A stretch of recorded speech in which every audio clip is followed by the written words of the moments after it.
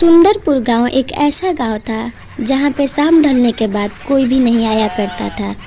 इंसान को छोड़ो, पशु पक्षी भी वहां से गुजरने में डरा करते थे। वहां की नदी एक भूतिया नदी के नाम से जानी जाने लगी थी। उस नदी के पास मोहिनी चुड़ैल रहा करती थी। लेकिन उस गांव की एक लड़की संतो बहुत ही ढीठ और जिद्दी किस्म की लड़की थी। वो अपने परिवार की बातें बिल्कुल नहीं माना करती थी। एक दिन वो अपने मम्मी पापा से लड़ाई कर उसी नदी के पास रात में आ बैठती है। उसे उस नदी के पास मोहिनी मिलती। मोहिनी को देख के वो ये सोचती कि चलो अच्छा हुआ मैं ही इस नदी के पास अकेले नहीं हूँ, कोई तो मिला मुझे यहाँ पे। वो उस नदी के पास बैठ जाती। मोहिनी भी यही सोचती है कि यहाँ पर ये लड़की कैसे आ गई, क्योंकि यहाँ तो कोई नहीं आता शाम ढलने के बाद। लेकिन मोहिनी के तो अच्छे ही थे दिन आ गए, क्योंकि उसे कितने दिनों बाद कोई शिकार मिला था। वो उस नदी के बाहर जा नहीं सकती थी, क्योंकि उसकी आत्मा को उसी नदी के पास कैद कर दिया गया था। और आसपास के सभी लोग जानते थे कि उस नदी के पास चुड़ैल है, इसलिए कोई भी उस नदी के पास शाम ढलने के बाद नहीं आया करता था। लेकिन संतो अपने ढीठपना और जिद्दीपना की वजह से वहाँ आ बैठी थी। तभी वो उससे कहती, अरे आंटी, क्या मैं इस नदी की पानी पी लूँ क्या? मुझे बहुत अच्छी लग रही है।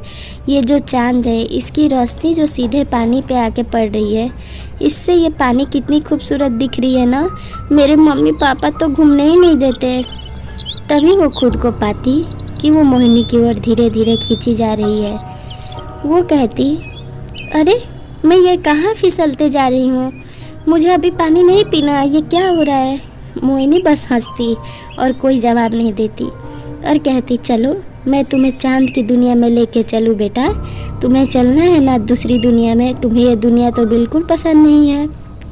संतो रोते रह जाती और देखते ही देखते उसे मोहिनी लेके दूसरी दुनिया में चली जाती। इधर सुबह हो जाती और संतो के मामा और पापा में लड़ाई हो जाता है। वो अपनी मम्मी पापा को मामा पापा बुलाया करती थी।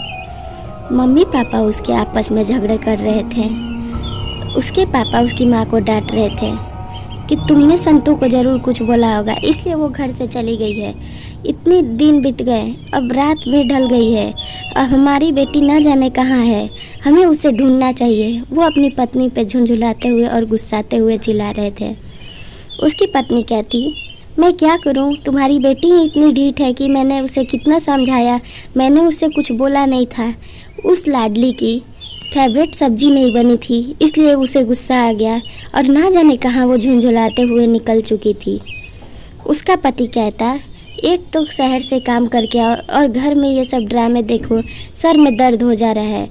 फिर वो उसकी पत्नी खाने बनाने लगती, क्योंकि उसको शहर की ओर जाना था, और वो अपनी बेटी को ढूंढने के लिए निकल जाता है। इधर वो भी परेशान रहती है और उसका पिता भी शहर की ओर जाता है। तभी संतो की माँ बैठी थी तो एक बगल की दादी माँ आती हैं और दादी माँ आके कहती, अरे अरे रानो, तू क्यों परेशान है? वो संतो की सारी बात बताती। दादी माँ उससे कहती, अरे कहीं वो उस नदी के पास तो नहीं चली गई संतो तेरी? हमें ये पता करना होगा, उस नदी के पास चुड़ैल रहती है। ये बात सुन संतो की माँ घबरा जाती और जल्दी से वो लोग आश्रम पर जाने की बात करते हैं। आश्रम पर वो लोग जाते तो बाबा जी आ खड़े होते हैं। बाबा जी से वो लोग मदद मांगते और अपनी बच्ची की सारी बात बताते कि संतो कल रात से ही गायब है और घर नहीं लौटी है। इतना गुस्सा तो वो कभी नहीं करती है, और ना ही मैंने उसे मारा था, ना ही उसे डांटा था। उसे गुस्सा आया था क्योंकि उसकी फेवरेट सब्जी नहीं बनी। इस बात पे तो इतना कभी गुस्सा नहीं करती, और वो शहर की ओर चली गई है मुझे लग रहा है, क्योंकि वो बहुत दिनों से धमकियाँ दे रही थी कि मुझे यहाँ मन नहीं लग रहा है, मुझे यहाँ मन नहीं लग रहा है। बाबा जी इनकी सारी बातें सुनते, फिर वो अपनी जादुई शक्तियाँ से देखते तो उन्हें बहुत कुछ गड़बड़ दिखाई देता है। वो उन लोगों से उस टाइम तो नहीं बताते और मन ही मन सोचते कि ये बात तो बाबा जी को अपने बड़े गुरुजी से बताना होगा, क्योंकि ये उनके बस की बात नहीं है। वो संतों की माँ और उनके भाई और दादी को लेके जंगल के पास चले जाते हैं। जंगल में वो लोग जाते तो बाबा जी वहीं उन्हें मिलते, जो बड़े गुरुजी रहते हैं। बड़े गुरुजी से वो लोग सारी बातें बताते। वो गुरुजी उन लोगों की मदद करने की बात कहते और कहते कि मुझे अपनी जादुई छड़ी लाने दो। गुरुजी अपनी जादुई छड़ी में देखते कि उस संतों की आत्मा को वो चुड़ैल ले गई है। तभी उन्हें उस पानी में से कुछ आहट सुनाई देती है और देखते ही देखते बाबा जी के सामने एक ब्राह्मणी चुड़ैल आ जाती है। वो चुड़ैल बाबा जी पे अटैक करने वाली रहती है, लेकिन वो किसी को दिखाई नहीं देती है। बाबा जी उसकी आहट से पहचान जाते कि वो उनके पास उसी पानी में खड़ी है, पर संतों की माँ और दादी माँ को कुछ पता नहीं चलता। वो लोग वहीं बाबा जी से बात करते रहती। बाबा जी उन्हें पीछे हटने को कहते और देखते ही देखते वो चुड़ैल सामने खड़ी हो जाती है।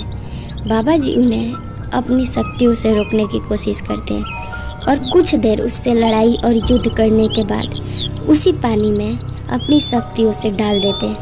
और कुछ देर बाद अंदर से रोती हुई संतो आती और बोलती, माँ मुझे बचा लो, माँ मुझे बचा लो। उसकी माँ अपनी बच्ची को देख तड़प उठती और अपनी बेटी से कहती, बेटा मैं कुछ नहीं कर सकती। बाबा जी उन्हें ज़बरदस्ती वहाँ से ले जाते क्योंकि उनके जान का भी खतरा था। और संतो फिर कभी वापस अपने मम्मी और पापा के पास नहीं लौट पाती, उसकी जान जा चुकी थी। इसलिए माँ बाप से कभी भी गुस्सा करके हमें उनके खिलाफ़ नहीं जाना चाहिए। ऐसी कहानी देखने के लिए चैनल सब्सक्राइब कर लें और वीडियो को एक लाइक ज़रूर कर दें।